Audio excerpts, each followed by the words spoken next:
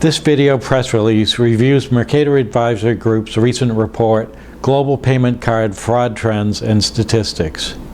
We're here today with Tristan Hugo Webb, who's Associate Director of the Global Advisory Service, and is the author of this report. So Tristan, fraud's always a big topic, and on a global scale, even bigger. Which pieces of it did you cover in this report? Sure, so you're absolutely right, Ken. Fraud is a very dynamic and kind of ever-changing issue in the payments industry. For this report, I decided to focus exclusively on kind of issuer card-based fraud. I felt that that's a very important issue and one that's kind of experiencing a bit of a renaissance with consumers increasingly shopping online and fraud migrating from kind of the in-store physical POS to kind of the virtual POS online.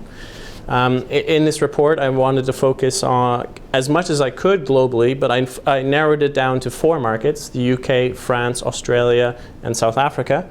These markets kind of give a very interesting dynamic. Some of them are more mature than others, some of them are more card heavy than others. And so you kind of see how payment fraud is changing in each of these countries. But I really feel that with the US migration coming up to EMV, that the importance of understanding fraud globally, especially since so many more countries overseas are fully EMV compliant, then this is a very important report.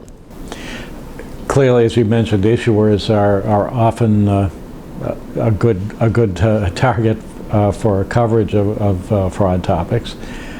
What other stakeholders do you think would find value in this particular analysis? Sure. So obviously, payments fraud affects kind of the broad ecosystem of the payments industry, but I think one of the segments that would be most interested are retailers. It's very interesting. Retailers are increasingly looking abroad for new customers. One of the benefits of kind of internet shopping is the fact that there is no borders. And so retailers in the US and other markets should really understand kind of how payment fraud dynamics are changing, where kind of the top payment fraud markets are, where they should be kind of more cautious, and what new solutions they should consider in order to best protect themselves. Thanks, Tristan. If you have interest in this report and you're a member of the Global Advisory Service, we encourage you to download the report from our website and to follow up directly with Tristan if you have any questions.